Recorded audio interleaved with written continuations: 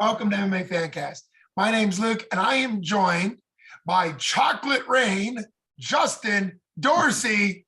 Justin, welcome to the show. What's going on? It's good to be here. It is great to have you. I should have said first-time guest. I've seen you fight before for 247 Fighting Championships a couple years ago. You're going to be back fighting for them at Brawl in the Berg 12, which is July 9th at the Meadows.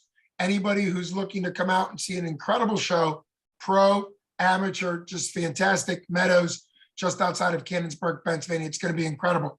But before we get to the fight stuff, let's talk about your fight nickname. You've recently changed it up. You had a different fight nickname the first time I saw you. What led you to go with Chocolate Rain, and whose idea was it?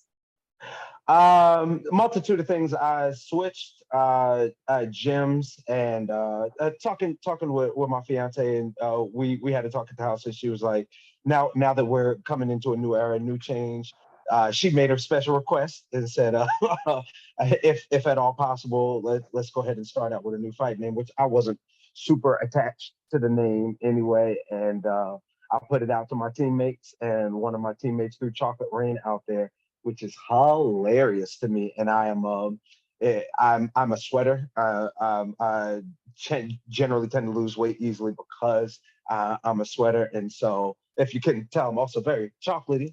So it's hilarious. And in the song, I'm here for it. It is fantastic. Years ago, I got to talk to Corey Anderson, who at the time had a very interesting nickname. Beasting 25-8 was his nickname, and it was voted. Yeah, he was a UFC fighter. Now he's in Bellator, but he's doing very well. But he has since changed it to Overtime to kind of reinvent it. But what's interesting is it was Beasting 25-8 because 24/7 is as much as you can do. So his team thought it was funny. His team thought it was funny to say 25-8 instead of 24/7. But it confused people a lot, so they eventually changed it. So hopefully Chocolate Rain is a good nickname for you. Now, you mentioned that you sweat and lose weight easily. I actually believe you're going up in weight for this fight, I believe. You used to fight at 170. I watched you fight Zadarko at 170, which was both of your guys' debut, pro debut. Now you're going up to 185. So what led you to do the bump up? Is this part of the new gym, and how is training going?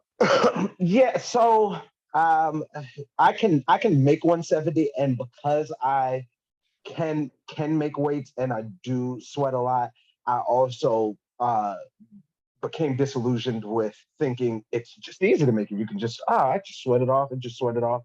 And in terms of my body being good, that Zarco fight, I was fine with that weight cut. The next fight that I had, my body just did not react well at all to the cut. And talking with my coach, we decided we need to go on back up to 85. And all my amateur fights were at 85. Okay. It allows my life to be a little bit more comfortable and not have to kind of watch every single thing that I eat, because I'm not naturally that small.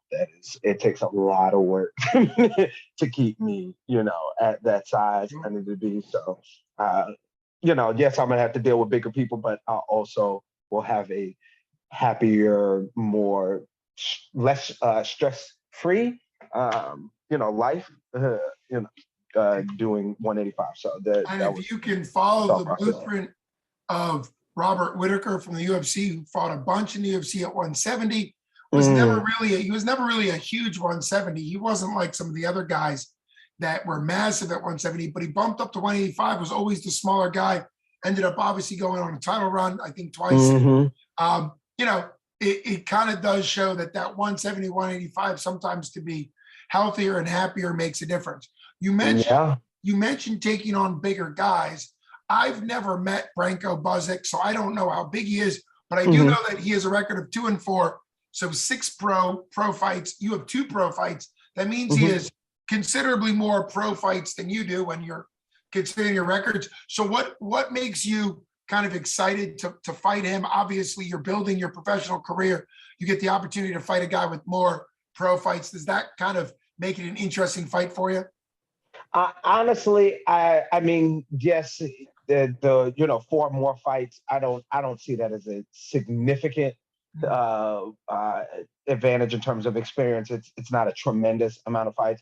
Ultimately, I'm just ready to get back in there with a good matchup, and my coach thought this was a good matchup. I'm just excited to fight. My motto is, it is somebody's son for me to beat up. There's not a whole lot of significance personally. It's just I would like to fight, and this was a good matchup. Well, and speaking of that attitude, and I think that's a very teachable learning attitude, like you're saying. It's an opportunity to fight. It's an opportunity to see how your skills are doing. You fought for 247 previously. They're bringing you Hmm. back, 247 Fighting Championships. They're bringing you back. What's it like, particularly with that promotion, to kind of know what they're about, kind of know how they run? I know they have a very well run behind the scenes where you don't see it. They, Hmm. they give people a lot of space to warm up. Sometimes that doesn't happen in every situation. But like, what's it like to come back to the same promotion? Is that kind of build comfortability? Definitely, especially when you have good experiences with the promotion. It's just one less thing to have to worry about. When you're going in there, I'm going in to fight another trained man. You don't want to have a whole lot of questionable things on this. So when you find a promotion that takes care of business and takes care of the fighters and does things appropriately, it's always great to continue working. And that goes for any kind of business interaction or relationship. If we do business and business is done well, why would I not want to do business with you again? Absolutely. And that's the thing that's the big mental change between amateur and pro is that, Hmm. I mean, amateur is a business too, because you're building up you're trying to Yeah. learn your skills, but the pro is a business and it gives you an opportunity. Like you said, you want to be a businessman that Hmm. backs up what you need to do. We've heard some Hmm. horror stories. Once a contract signed, you know what you need to do. That's all important. So great Hmm. attitude. Now, what has been the biggest benefit or experience for you for your gym change? Obviously, your pro record so far is kind of rough. You're still Hmm. learning the process. So, what led to the gym change, and what's it been like getting connected? It sounds like you have a good connection at the new gym. Yeah, man, I really consider it a blessing that I found this new gym. My coach is Kelly Anderson. He was a former Bellator fighter, multiple uh just high level award winning wrestler, used to be the coach at American Top Team, wrestling coach, just ran his own gyms. A and that level and pedigree of not just fighter and also wrestler, my other teammates as well that have been uh, working and training under my coach for a long time. It has really just allowed me to up my game.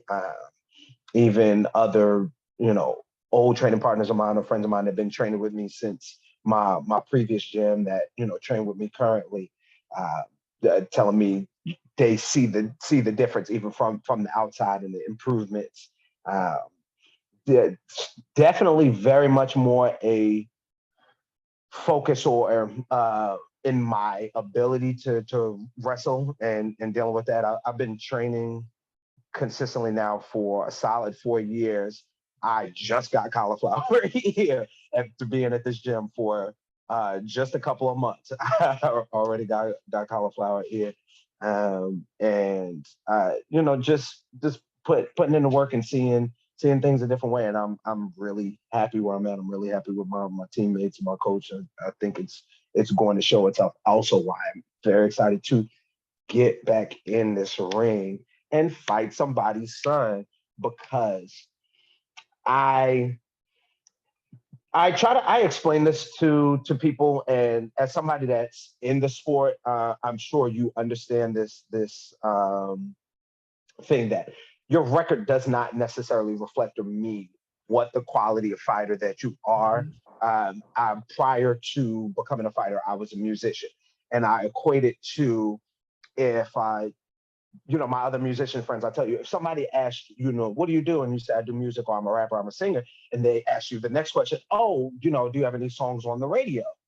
Well, maybe no, maybe yes. If no, does that mean you are not still a very talented artist? Are you not still great at what you do? Uh, and there, when you step into that cage, it's only, there's two people. There's either a win, a loss, or a draw, or no contest. And that does not always reflect how skilled or how much work you put in there. That being said, it's time to stack up these wins. So I think that's when you talk about understanding that your record doesn't always reflect your talent level. That's 100% true. That's job level. You've talked about it. You mentioned being a musician. We've seen kind of, I know it's been on for 20 years, but American Idol has taken people that everybody else had overlooked. They become massive superstars and they were garbage men or whatever the situation was. So it's really not, it's hard to sometimes know somebody's talent. You got to keep getting back in there and developing your craft. You also mentioned being a musician. It's interesting because I was going to quote to you, Jonas Rubio, a local pro fighter, was on this show a couple years back, and he always said that records are for DJs, implying that the record isn't really what the fighter is made of. We've seen that at the highest level, guys that have average records beating guys with incredible records. A lot of times it comes down to the matchup. It comes down to your development. Like you said, at your age, still very early in a pro career, you have time to really turn this around and build your career. Starting off with 2 losses is certainly not ideal. It's not ideal, but it's also not, it's not insanely awful and horrible either. I believe Anderson Silva, the famous UFC 185-pound champ, Anderson the Spider Silva. I heard of him. Yeah, I think you've heard of him once or twice. I think he lost, if it wasn't his first pro, maybe his first, maybe 1 out of the first 2 or 3 he had lost. And so a lot of times you saw that with Chris Cyborg. She lost one of her early fights too. So a lot of times, even fighters that become dominant later, sometimes the process is a bit bumpy. What would you see as the biggest success for you? Is it mentally? Is it physically? Is it performance? What do you think would make July 9th a success for you? Obviously going in there and having a great performance. I mean, ultimately, I want to see that win. I'm not going to. My success or failure as an individual, as a fighter, as a person is beyond just my wins, loss, and I've come to learn that. But very much so, I'm going in here with the intention of building my record, working to get to that next level. And the only way to do that ultimately is to build wins. And so that I think anybody stepping into a cage, that should be their goal, is to get their hand raised at the end. Yes. And I appreciate all your answers, for taking time out. You're 30 days away. We're just a month away from you making the trip up here and getting into the cage, the 247 Fighting Championship cage again. Can't wait to see you. For those that are local in the area, it's the first time 247 is taking over the Meadows Casino. I personally think casino shows just have a different attitude. A little bit fancier. I'm excited about it. A little bit more exciting. Absolutely. Yeah. And for those of you that can't make the trip to support Justin Dorsey, check out the pay-per-view on 247fighting.com. The pay-per-view gives you an opportunity to support Justin and see what happens in the cage. There's, at this point, there are about Yes, well, there are gnashing the teeth. That's there you go. Well, there are about as many pro fights announced right now as there are amateurs. It's a really stacked card. A lot of times local cards won't have a ton of pro fighters, and that's okay. A lot of times it gives the amateurs opportunity to develop their skill set, but I think they're up to 4 pro fights announced, 3 or 4 pro fights announced. That's a lot of pro fights for a regional card. So I'm excited to see all the pros. We've got a friend of the show. I'm very excited to see her make. Cheyenne Hall is making her debut as a female pro. It's always exciting to see pro debuts. I can't wait. Also want to shout out my teammates that are going to be on this card as well. I got Wendy is going to be on the card. Also, my boy Brady is, I believe, going to be on the card as well, if I am not mistaken. And these all both phenomenal fighters. Super exciting show. So definitely worth tuning in. And are these friends through MMA or specifically your current These gym? are my training partners. Oh, these are my great. training partners currently. That also shows, I always try to encourage people that watch the UFC or Bellator or One or any of the big promotion to recognize that gyms really do the hard work. You know, by the time somebody gets really big, it can be easy to forget that there's sparring partners, training partners. I remember a great quote from GSP years ago, George St. Pierre. He said that he had trained with a sparring partner that never fought pro, literally had no pro fights, but he felt like was one of the greatest training partners, sparring partners. And all that guy did is work the 9 to 5 and then went and made George St. Pierre better. And I was just thanking one of my teammates earlier today at our daytime training. My guy, I don't know why I'm blanking out right now. Billy, my boy Billy. I was thanking him because he does not fight. He's honestly mostly a jiu-jitsu guy, but he is. If you ever see my coach Kelly at anybody's fight or cameraman's fighting, anytime you see anybody fighting, Billy is going to be right there with him in the corner, helping him out. He's always there in the gym with us, helping us train, helping out, even if it is not him there. And that is so invaluable. And I cannot say thank you enough. And I told him this morning, but I want to give him his flowers now too, because those things really make the difference. It helps our coach, it helps out us, and it is super appreciated. And they're people that their names will never be known. You know, if I blow up or Cam, blows up and, gets their name goes up, they won't necessarily, they won't get that shout unless we give them their flowers. So that is super important. I'm super appreciative. Well, I always think it's important, the gratitude and recognizing that even though a fighter is in there by themselves, they have a whole team as far as the training, the sparring. There was a pro fighter I once interviewed, and he said, as a gratitude speech, as a victory speech, I was interviewing him in the cage, and I apologize because I'm not pulling up the name, but he said, if I've ever punched you or been punched by you in the training process, that I'm thankful for you, because that's just the way or rolled with you, or like you said, somebody who has a specialty that they want to help out. So good teammates make a world of a difference, even if they're not pro fighters themselves. Well, I appreciate you taking time out. Can't wait to see you in a month. For everyone, go get tickets, come in person to see Brawl in the Berg 12. It's going to be incredible. Thanks so much to Chocolate Rain, Justin Dorsey, for coming on the show. Best skills to you, sir. Thank you, sir. You have a good night. You got it. Have a good one.